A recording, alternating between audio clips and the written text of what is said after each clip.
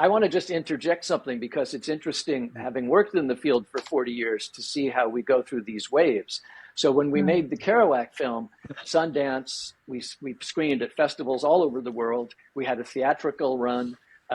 We sold the film 9 times over. It had a PBS broadcast. It was on A&E, which was kind of the non-broadcast alternative at that time. And there were opportunities for documentaries at that point in time. And cable, this new idea, was just coming into the realm of film, not just documentary film. And we were given an opportunity at Filmex, which was then the huge festival in LA. And that's kind of where we ended our festival run, to make a feature film. Someone said, we like your sensibility, because we did some dramatizations in the Kerouac documentary. We took his prose and poetry, and we had an actor reading them and acting out some of those scenes. And so we were asked to make a feature film, and someone gave us development money. And after 3 years of being in development, we said, okay, now we understand how you hear these stories of people earning a living being in development and not making a film. Oh, wow. And we'd spent 7 years trying to make the documentary. So it wasn't that we weren't accustomed to that. But the distinction was, in the documentary world, you had to have all the money for anyone to release any of the money. And in the documentary world, if I said documentary, I meant in the feature film world, right? In the narrative world, you had to have all the money for it to be released. And we kept raising half the money and casting the film and never getting to make the film. And so it was kind of a crazy experience. And then by the time we decided we didn't want to do that anymore, like the sort of wave of opportunity for us had passed. It was like, here's this new outlet, cable, and they're looking for content. And then, kind of like happens with streamers now, as soon as the distributor, if you will, right, and the entity starts developing their own projects and paying for them, and they have their own projects in the pipeline, they're not so interested in having someone come in from the outside. They're not so interested in acquiring something, right? And so that window just kind of like sort of slammed shut. So it's interesting how that's happened again. And we missed the second one. Yeah, we for sure saw that. Yeah, we saw that with Netflix for sure. It's like they were buying all sorts of stuff until they weren't. Until they started making their own stuff. They realized they should be making their own stuff instead of licensing other people's stuff. And Nick and I have talked about on this podcast before that the cottage industry that was sort of born from studio industry is optioning.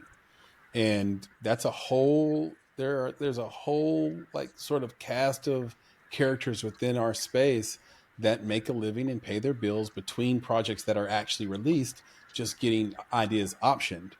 And it's basically how you leverage your celebrity and keep your agent and manager paid.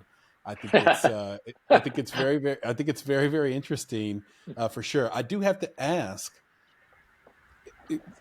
Majo, you mentioned this, I think it's sort of in your introduction, but is that actually how you met Will? Like, how did you guys meet and become sort of filmmaking and producing and editing partners? Go for it, Majo. And did John have a hand in any of this? Wonderful Life specifically, the documentary. Yeah.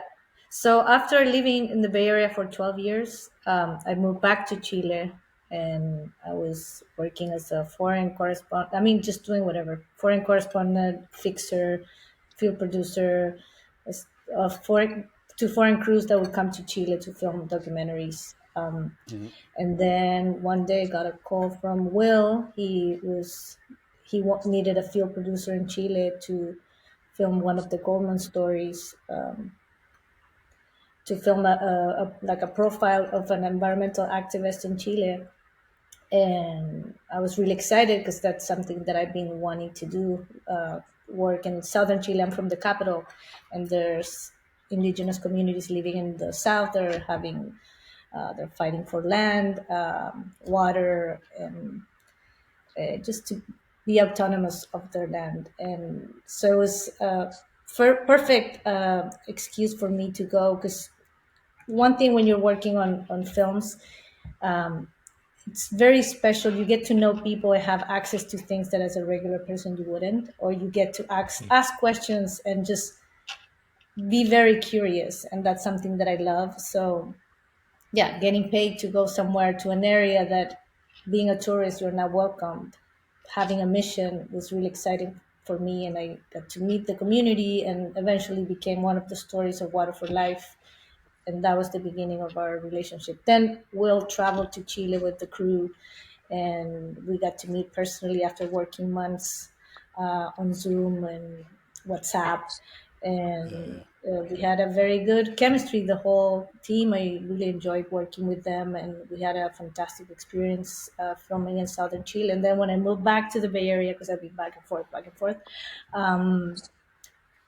Will needed an editor, and I started helping as an assistant editor, and then eventually I became the editor of the film and one of the producers. And so, yeah, it's been 5 years of a working relationship, and it's been quite a journey. And even though we finished the film, we're still working because there's outreach.